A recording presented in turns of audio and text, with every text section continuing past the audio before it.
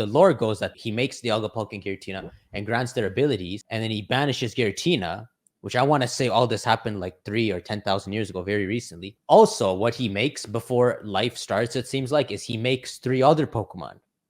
He makes Azoth, Uxie, and Mesprit. And they represent willpower, knowledge, and emotion, which are what humans need, but I guess all of life probably needs that. So maybe he makes those Pokemon almost jumpstart and begin life on the planet.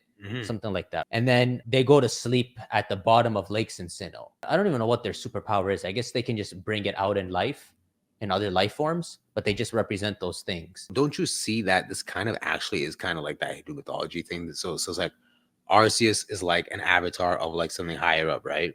Then he creates small avatars that we would consider gods in Hinduism. Then he creates these even smaller ones called Azoth, Uxie, Mesprit, right? And then he puts them. It almost seems like they're all god tier Pokemon, right? Yeah. It reinforces what a legendary Pokemon is supposed to be. If they came from sources like that, they'd be legendary. They're super legendary. They're like the true legendary. The true legendary, because they're really legendary. But let's say Diancie just actually mutated from Carbink. That's not a true legendary. It's just a rare Pokemon. Because you're not incarnate, like you're not from that lineage of like that higher up. You're just that's something more like a mythical, but you're at the bottom that mutated up versus at the top and you came down. Here's the thing. See how we're talking about like Arceus is unperceivable, but he took a form?